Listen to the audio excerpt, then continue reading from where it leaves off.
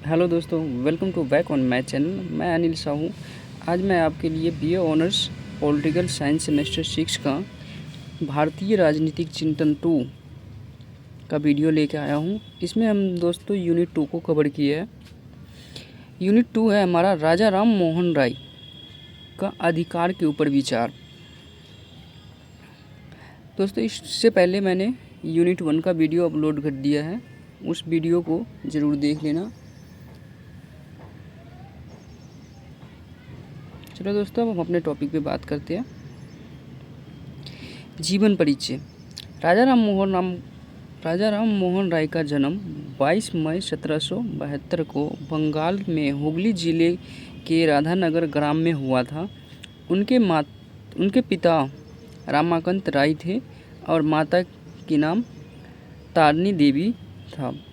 उनके पितामह कृष्णचंद बनर्जी नवाब की सेवा में थे।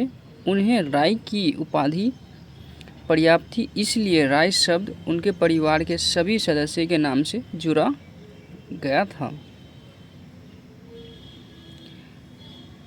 राजा राम मोहन राय बचपन से ही तेज बुद्धि और विद्रोही तेवर के थे। उन्होंने किशोरावस्था में ही मूर्ति पूजा का आलोचना की। उन्होंने देश विदेश की यात्रा की और धर्म, दर्शन, भाषा आदि का ज्ञान प्राप्त किया। उन्होंने अरबी, फारसी, संस्कृति, अंग्रेजी, फ्रेंच, ग्रीक, लैटिन, जर्मन, ह्यूवी आदि भाषा का ज्ञान था। राजा राम मोहन राय का कुछ महत्वपूर्ण स्थापना और उपलब्धियाँ। सन 1815 में कोलकाता पहुँचे और आत्मीय सभा की स्थापना की। सन 1815 में ही उन्होंने ब्रह्मसूत्र का बंगाल में अनुवाद प्रकाशित किया। सन 1818 में सती प्रथा के उन्मूलन के लिए विख्यात आंदोलन प्रारंभ किया।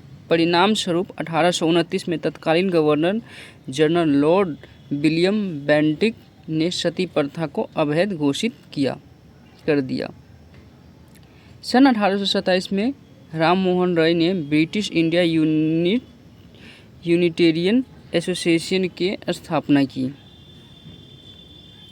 20 अगस्त 1928 को ब्रह्म समाज की स्थापना किया और 27 सितंबर 1833 को ब्रिस्टल में उनका स्वर्गवास हो गया। राजा राम मोहन राय को पूर्ण जागरण का अग्रदूत माना जाता है, क्योंकि उनके विचार द्वारा ही सर्वप्रथम भारत की रूढ़िवादिता को चुनौती मिली थी। राजा राम मोहन राय के पूर्व के चिंतक को मध्यकालीन चिंतक कहा जाता है। कुछ विचारकों के अनुसार राजा राम मोहन राय प्रथम आधुनिक भारतीय चिंतक नहीं कहा जा सकता। राजा राम मोहन राय को प्रथम आधुनिक भारतीय चिंतक नहीं कहा जा सकता, क्योंकि उसके पूर्ववर्तीय विचारकों ने भी समृद्धिशाली राजनीतिक विचारकों को व्यक्त किया था, परंतु उनके विचार इधर उधर बिखरे थे, जिन्हें मोहन राय ने व्यवस्थित व क्रमबद्ध चिंतन की शुद्धता की है, जिसे हम क्रमिक व व्यवस्थित भारतीय चिंतन को देख पाते हैं। इसलिए राय के समय से भारतीय राजनीतिक चिंतन के स्वरूप में आधुनिक का अध्ययन किया जाता है। डॉक्टर प्रतिभा सीतारमैया के अनुसार राजा राम मोहन राय को भारतीय राष्ट्रवाद का अग्रदूत एवं आधुनिक भारत के जनक कहा जाता है। रविंद्रनाथ टैगोर के अनुसार राजा राम मोहन राय वो प्रथम भारतीय थे जिन्होंने पूर्व को हीन माने बिना पश्चिम के संदेश स्वीकार किया। राजा राम मोहन राय के विचार पर भी पश्चिमी प्रभाव पड़ा, जिससे विदेशी प्रभुत्वों ने भारतीय चिंतन को अवरुद्ध करना शुरू किया। भारतीयों को मुगलों एवं मुस्लिम विदेशी शासन का अनुभव था, परंतु गुलामी का एहसास अंग्रेजी शासन के दौरान हुआ। अंग्रेजी शासन काल के दौरान भारतीय समाज अंग्रेजी दमन के साथ साथ भारतीय समाज घोर पतन की ओर जाने लगा, क्योंकि भारतीय समाज अपनी गौरवशाली परंपरा एवं समृद्धिशाली अतीत वैध उपनिवेशों की प्रेरणा भूलकर कर्मकांडों और बुराइयों की तरफ अग्रसर हो गया चुका था। इसके अलावा भारत में बाल विवाह पर्द प्रथा, छुआछूत, जाति प्रथा तथा जबरन विधवापन, भ्रूण हत्या, दहेज प्रथा जैसी बुराइयों ने भारतीय समाज को पतन की स्थिति में पहुंचा दिया। भारतीय समाज का घोर पतन ही आधुनिक भारतीय चिंतन की पृष्ठभूमि बनी तथा इस विकृत परंपराओं से जकड़ी परिस्थितियों ने भारतीय विद्वानों एवं विचारकों को झकझोर कर रख दिया। पश्चिमी प्रभाव वहाँ की संस्कृति ने भारतीय चिंतकों को आत्मसत्ता पर मजबूर किया कि हम अपनी संस्कृति व समाज की कमियों को दूर करेंगे। 19वीं सदी तक राजा राम मोहन राय, स्वामी विवेकानंद, दयानंद सरस्वती जैसे समाज सुधारक ने भारतीय समाज में परिवर्तन लाना शुरू कर दिया। इन्होंने जहां एक और समाज की कुरीतियों को दूर किया, साथ ही यहाँ के आडंबरों को भी दूर किया। एक और धार्मिक आंदोलन शुरू किए गए तो दूसरी ओर उपनिवेशी शासकों के खिलाफ राष्ट्रीय आंदोलन शुरू कर दिया गया।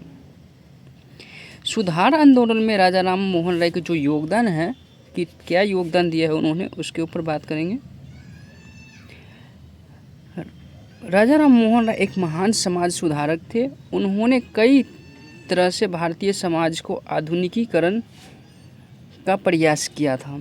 आधुनिक भारतीय जनक के रूप में उन्होंने महसूस किया कि सामाजिक सुधार हमारे देश के उत्थान की पूर्व शर्त है।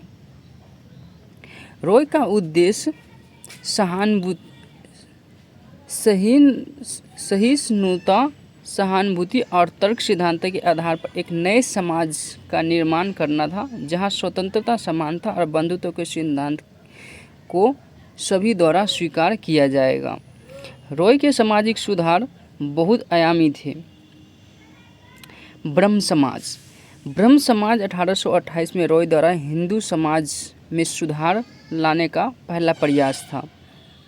यह सभी प्रचलित धर्मों के सकारात्मक पक्षों पर आधारित एक सर्वदेशीय धार्मिक समाज है। ब्रह्म समाज अनिवार्य रूप से हिंदू धर्म में एकेश्वरवादी पर आधारित आंदोलन था। ब्रह्म समाज पूर्ण जागरण का प्रतिबंधित था तथा इस समाज द्वारा सामाजिक मुक्ति के लिए सक्रिय भागीदारी हुई थी, जिसमें सती प्रथा का उन्मूलन, जाति व्यवस्था, बाल विवाह, दहेज प्रथा और समाज में महिलाओं की स्थिति में सुधार शामिल था। ब्रह्म समाज को भारत में सबसे महत्वपूर्ण सुधार आंदोलन में से एक का श्रेय दिया जाता है। इसी कारण आधुनिक भारत की नींव पड़ी थी। इसकी शैक्षिक और सामाजिक सुधार गतिविधियों ने राष्ट्रीय आंदोलन के विकास में योगदान दिया था। सती प्रथा समाज में हिंदू प्रथा के रूप में सती का वर्णित किया गया है। इसके तहत विधवा को इसके मृत पति के चिता के साथ जीवित जला दिया जाता था। मूल रूप से सती प्रथा को एक स्वैच्छिक हिंदू अधिनियम माना जाता था, जिसमें महिला स्वेच्छा से अपनी पति की मृत्यु के बाद अपने जीवन को समाप्त करने का फैसला करती थी। लेकिन ऐसी कई घटनाएं हुई जिसमें महिलाओं को सती होने के लिए मजबूर किया गया। 1818 में रॉय ने सती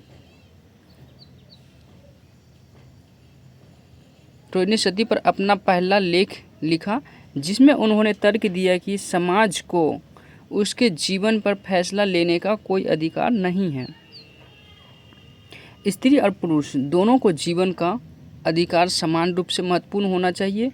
रॉय के अनुसार सती प्रथा हत्या से कम नहीं थी और इसीलिए कानून के तहत इसे एक दंडित अपराध माना गया। रॉय के प्रयासों के कारण 1929 में एक अधिनियम पारित करके इसे समाप्त कर दिया गया था। रॉय द्वारा मूर्ति पूजा का विरोध।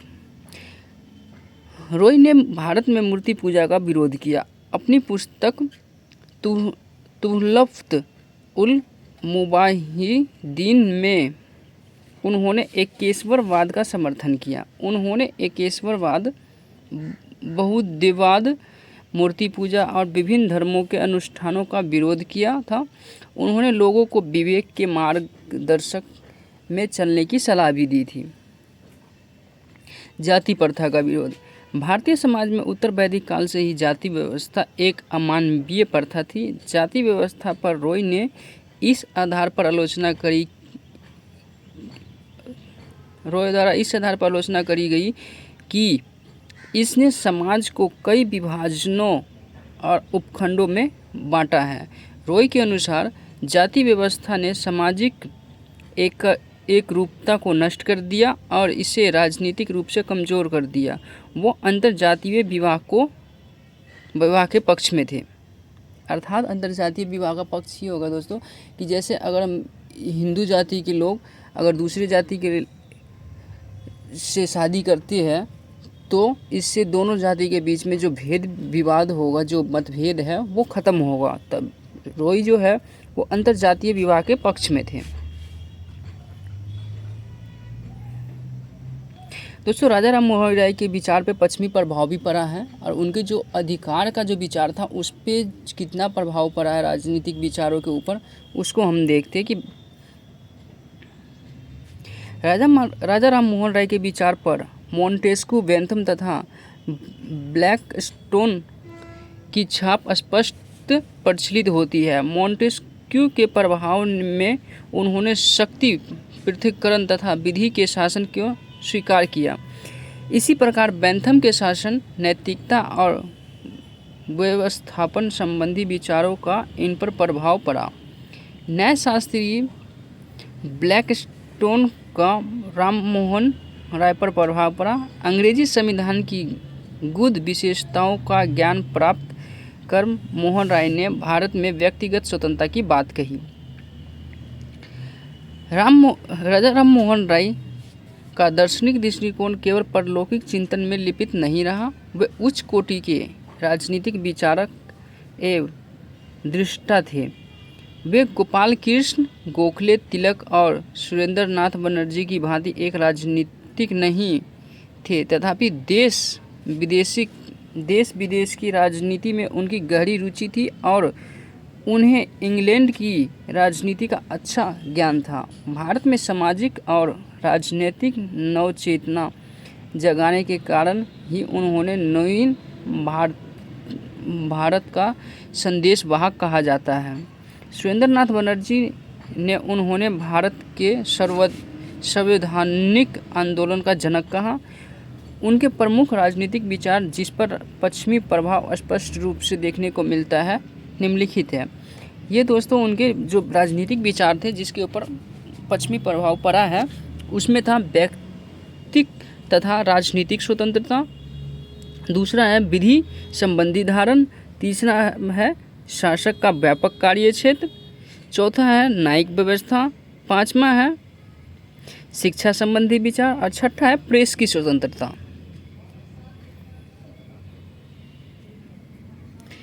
व्यक्तिक तथा राजनीतिक स्वतंत्रता। राम मोहन राय व्यक्तिगत स्वतंत्रता तथा अधिकारों के प्रबल समर्थक थे। जॉन लॉक तथा टॉम की भांति उन्होंने प्राकृतिक अधिकारों की प्रवृत्ति को स्वीकार किया। वोल्टेयर, मॉन्टेस्क्यू तथा रूसो की भांति राम मोहन राय को स्वतंत्रता के सिद्धांत से उत्कृष्ट प्रेम था। व्यक्तिगत स्वतंत्रता के प्रबल समर्थक होने के साथ साथ वे निजी बातचीत में राष्ट्रीय मुक्ति के आदर्श की भी चर्चा किया करते थे। उनका कहना था कि स्वतंत्रता मानव मात्र के लिए एक बहुमूल्य वस्तु है किंतु राष्ट्र के लिए भी आवश्यक है। उन्होंने यूनानियों तथा नेपल्स वासियों की स्वतंत्रता की मांग से सहानुभूति थी। इसलिए जब सन 1820 में नेपल्स ने स्वेच्छाचारी शासन की पुनः स्थापना की तो राम मोहन राय को बहुत क्षोभ हुआ। फ्रांस की 1930 की क्रांति से उनके हृदय को बहुत प्रसन्नता हुई। राष्ट्रीय स्वाधीनता के संदर्भ में राम मोहन राय की आकांक्षा और निष्ठा को इंगित करते हुए बिपिन चंद्र रामपाल ने लिखा है, राजा राम मोहन राय ही वो प्रथम व्यक्ति थे जिन्होंने भारत की स्वतंत्रता का संदेश पारित किया।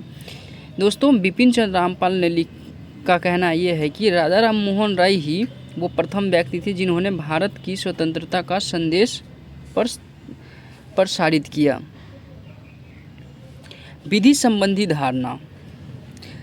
राम मोहन राय को विधि शासन संबंधी ज्ञान गहन था। उन्होंने विधि को रीति रिवाजों और सामाजिक मान्यताओं से संबंधित माना था। उनके अनुसार विधि का आधार कालांतर से चली आ रही है, सामाजिक मान्यता होती है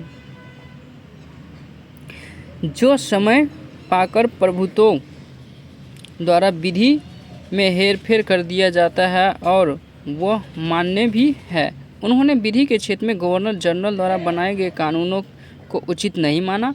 उनका यह तर्क था कि भारत पर शासन करने की अंतिम संप्रभुत्व शक्ति संसद सम्राट में निहित है, इसलिए वे चाहते थे कि संसद सम्राट ही भारत में के लिए कानून पारित करे, न कि गवर्नर।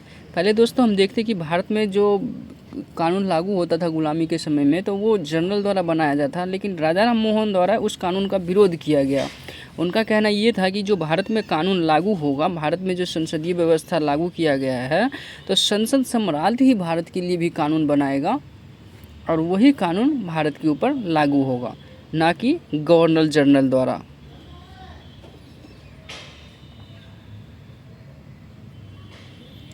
शासन का व्यापक कार्य क्षेत्र।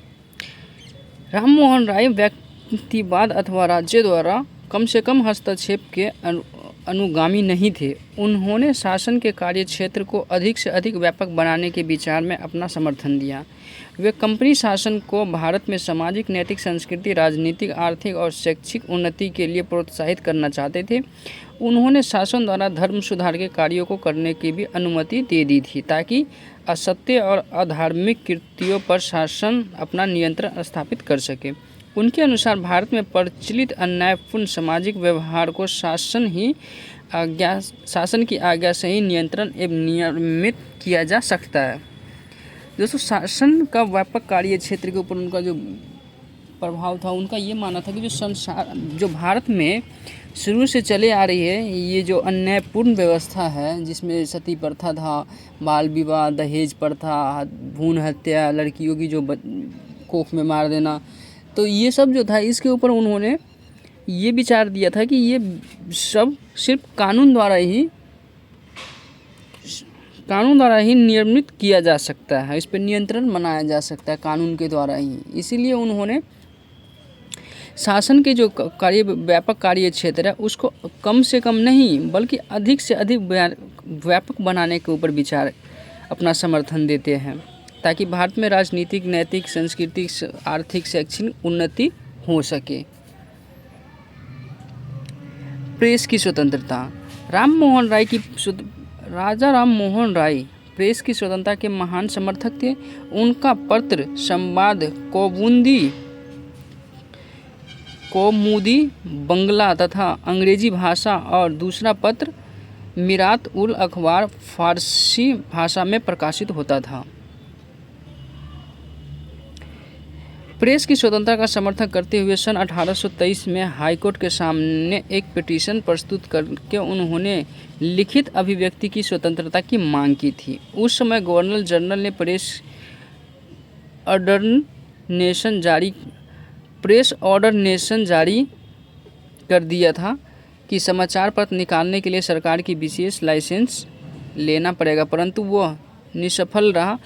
राजा राम मोहन राय का मूल्य तर्क था कि प्रेस की स्वतंत्रता शासक और शासकीय दोनों के लिए हितकारी था। दोस्तों, प्रेस की अगर स्वतंत्रता होगी अगर देश में, अभी जैसे हमारे देश में प्रेस की स्वतंत्रता है, खुली प्रेस है, स्वतंत्र प्रेस है, तो इसमें जो है जो व्यक्ति में, जो समाज में जो व्यवस्था चल रहा है उसमें जो अच्छा क्या चल रहा है, बुरा क्या हो रहा है, ये खुले तौर पे एक जब हम यहाँ बैठे हुए हैं और कोई घटना कहीं घट रही है तो उसे दिखाता है। इसीलिए राजा राम मोहन राय प्रेस की स्वतंत्रता के प्रबल समर्थक थे। न्यायिक व्यवस्था। राजा राम मोहन राय प्रथम भारतीय थे जिन्होंने शासन और न्याय विभागों को पृथक करने की आवाज़ उठाई। उन्होंने न्यायालयों का सुधार, देश के न्यायालयों का यूरोपीय लोगों पर क्षेत्रीय अधिकार, जूरी प्रथा, कार्यकारी प्रथा, न्यायिक पदों का पृथक्करण, विधि का संहतकरण, विधि निर्माण में जनता का परामर्श करना, रैयत की दिशा का सुधार तथा उनकी रक्षा के लिए कानूनों के निर्माण तथा अस्थायी भूमि प्रबंधन पर जोर दिया था।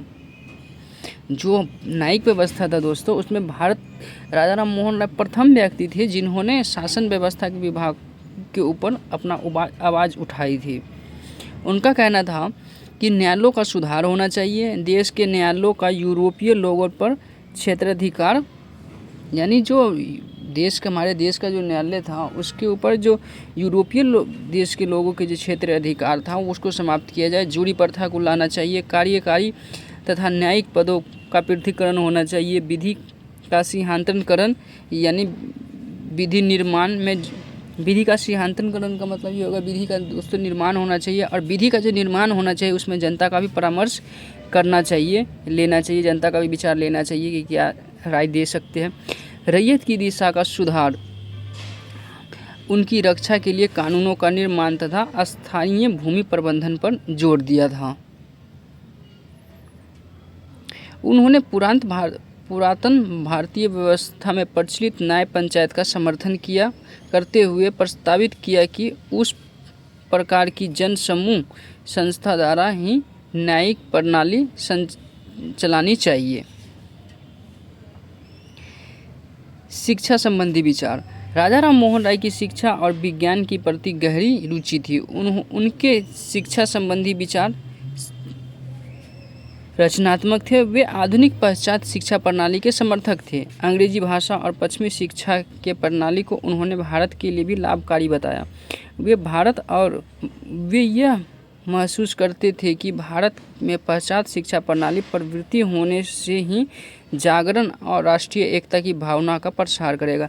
जैसे कि देखो जो पश्चिमी शिक्षा प्रणाली था उसमें क्या था, आज़ादी के बारे में बताया था कि वो कैसे स्वतंत्र हुए थे, उनका विचार क्या था, नागरिकों का अधिकार क्या था, उन्होंने क्या क्या अधिकार दिए थे अपने नागरिकों को।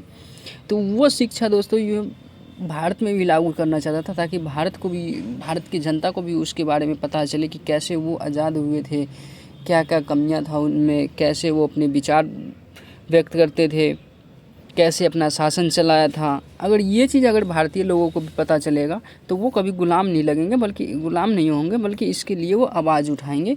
और ऐसा ही हुआ दोस्तों, जैसे जैसे हमें पश्चिमी शिक्षा का अनुभव होता गया वैसे वैसे हम अपनी स्वतंत्रता के लिए आवाज़ उठाते गए।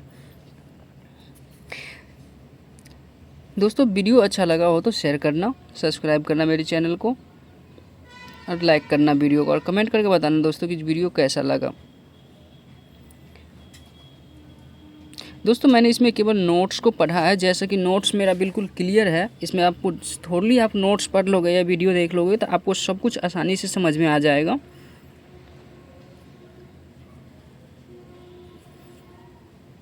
धन्यवाद दोस्तों इसमें PDF का लिंक, वीडियो का भी इसका जो PDF है वो वीडियो के डिस्क्रिप्शन में मिल जाएगा।